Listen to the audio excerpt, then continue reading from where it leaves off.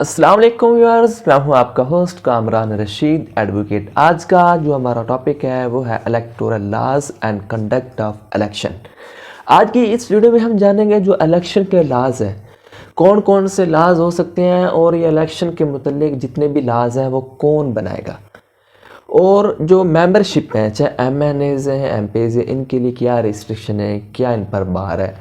इसमें हम ये भी डिस्कस करेंगे जो निगरान हुकूमत है, केयर सेटअप, चाहे वो प्राइम मिनिस्टर है या चीफ मिनिस्टर है, उसको कैसे सेलेक्ट किया जाता है और इलेक्शन कराने का कितना दौरानिया है, जनरल इलेक्शन क्या होते हैं, बाय इलेक्शन क्या होते हैं और इलेक्शन किस तरह कंडक्ट होंगे, आया कि वो सीक्रेट होंगे या ओपन बैलेट होंगे, और ट्रिब्यूनल, इसमें ट्रिब्यूनल का क्या रोल है। ये तमाम जो हमारी क्यूरीज है आज की इस वीडियो में हम डिस्कस करेंगे। आर्टिकल 222 कॉन्स्टिट्यूशन ऑफ पाकिस्तान, इसमें यह कहा गया जितने भी इलेक्शन के मुतल्लिक लाज होंगे वो मजलिस शुरा पार्लियामेंट बनाएगी। कैसे लाज हो सकते हैं, यानी कि जितनी भी एलोकेशन ऑफ सीट्स के बारे में मामला आ जाता है कि किस सूबे को कितनी सीट्स देनी है, किस सूबे को कितनी सीट्स, इस सीट्स के बारे लाज मजलिस शुरा को इख्तियार है, वो लेजिस्लेशन करेगी, कानून सादी करेगी। फिर इसके बाद आता है डिलिमिनेशन ऑफ कॉन्स्टिट्यूंसीज़, हल्का बंदियाँ, जिस तरह होता है ना हल्का बंदियाँ कि ये हल्का किस कैटेगरी में आता है, इस हल्के का कौन सा नाम है, क्या नंबर है, हल्का बंदियाँ, ये भी मजलिस शुरा पार्लियामेंट के पास इख्तियार है कि वो हल्के को बड़ा करना चाहें या छोटा करना चाहें, या कौन सी वो मतलब मौज़ा या तहसील कितने हल्के बनाने चाहिए, तमाम इख्तियारात मजलिस शूरा के पास है। इसके बाद इलेक्टोरल लाज, मतलब जो इंतखाबी निशान अलाट करना या इंतखाबी फहरिस्त तैयार करना, वोटर लिस्ट के बारे इस तरह के लाज बनाए जाएंगे।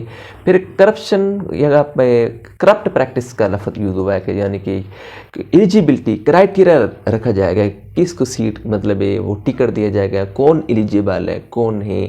करप्ट प्रैक्टिस के बारे जितने भी इस तरह के लाज होंगे, इलेक्शन कैसे होगा, सीक्रेट कैसे होगा, बैलेट के ज़रिए, ओपन बैलेट के ज़रिए, तमाम लाज होगी। और ट्रिब्यूनल के बारे जितने भी इख्तियारात होंगे, और पटिशन के बारे, पटिशन कैसे फाइल की जाएगी और ट्रिब्यूनल में कौन कौन होगा, पटिशन को कैसे हैंडल किया जाए, जितने भी लाज होंगे इसका इख्तियार पाकिस्तान के पार्लियामेंट को है।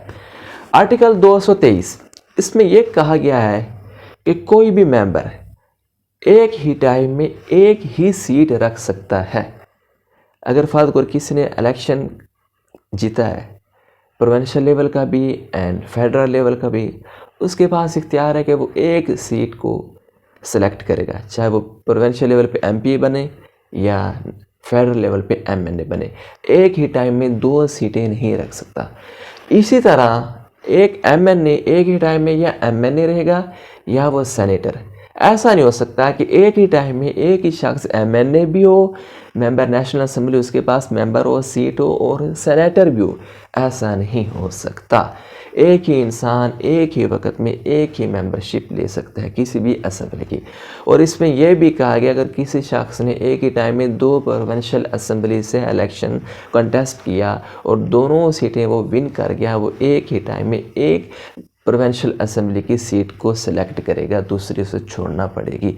ये बार लगाया।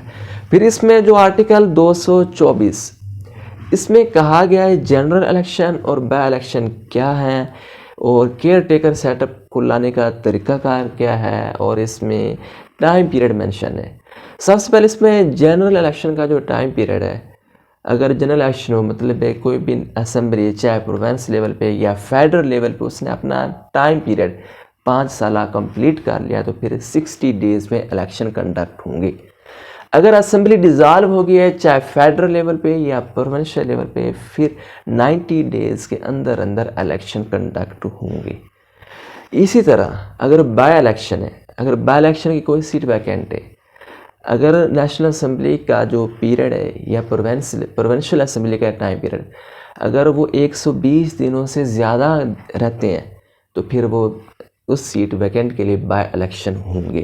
अदरवाइज़ अगर 120 दिनों से कम दिन है फिर वो जिस तरह टोटल जनरल इलेक्शन होंगे उसी तरह उस वैकेंट सीट के भी इलेक्शन होंगे। फर्दर सेपरेट कोई बाय इलेक्शन नहीं होंगे। और इसमें यह भी बताया गया अगर सेनेटर्स कोई सीट वैकेंट हो जाए तो इसके लिए 30 दिनों का टाइम है कि 30 दिन के अंदर सेनेटर की सीट को फिल किया जाएगा।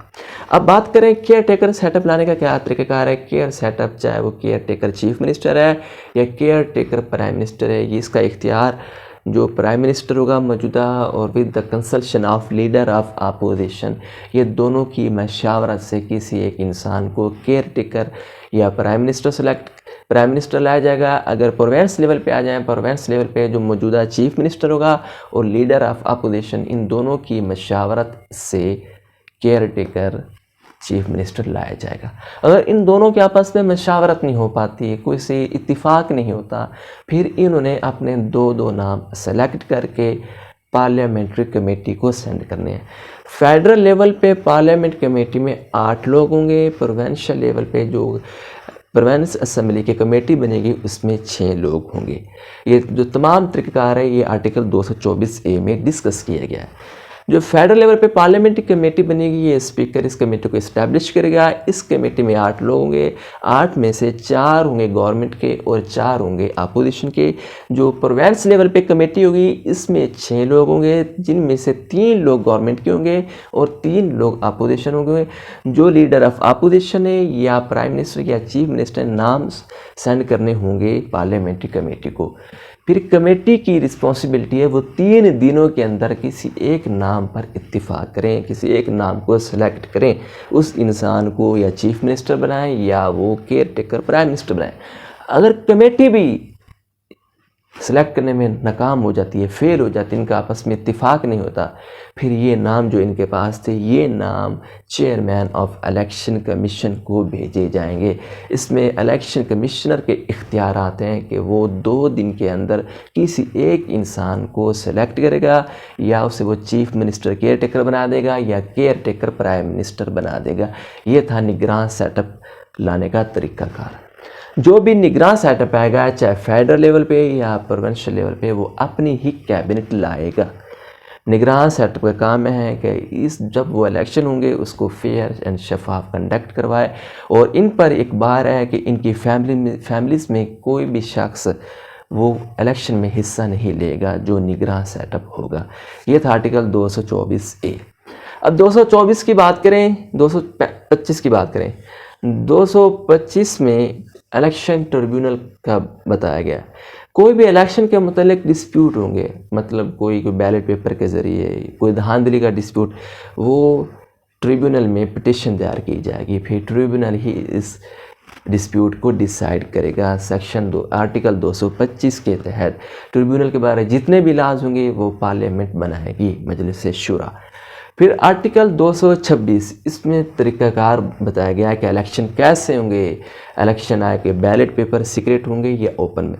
जितने भी पाकिस्तान में इलेक्शन होंगे, चाहे वो प्रोविंशियल के हैं या फेडरल के हैं या पार्लियामेंट के हैं, सेनेटर के हैं, जितने भी इलेक्शन, तमाम इलेक्शन ये होंगे सीक्रेट बैलेट पेपर, खुफिया इलेक्शन होंगे, सिवाय प्राइम मिनिस्टर के एंड चीफ मिनिस्टर के इलेक्शन के अलावा जितने भी इलेक्शन होंगे ये सीक्रेट होंगे। लेकिन इन दोनों के प्राइम मिनिस्टर के एंड चीफ मिनिस्टर के इलेक्शन ये ओपन होंगे, मतलब इसमें जो बाय हैंड इनको हाथ ऊपर करना पड़ता है, यानी कि ओपन होंगे, ये कोई सीक्रेट नहीं है। बाकी जितने भी इलेक्शन होंगे वो सीक्रेट बैलेट पेपर के ज़रिए होंगे। ये था आज का हमारा इलेक्शन लॉज एंड रूल्स के बारे। अगर इससे बारे मैंने एक अलग वीडियो बनाया जिसमें मैंने इलेक्शन कमीशन को डिस्कस किया। इलेक्शन कमीशन क्या है, इसके कितने मेंबर्स हैं, कौन अपॉइंट करता है, कितना इनका टाइम पीरियड है, क्या क्या इनके इख्तियारात हैं, उसके लिए मैंने अलग वीडियो बनाई है। मैं लिंक डिस्क्रिप्शन में दे दूँगा, आप देख लीजिए। आप मेरे चैनल को सब्सक्राइब कीजिए। शुक्रिया, अल्लाह हाफिज़।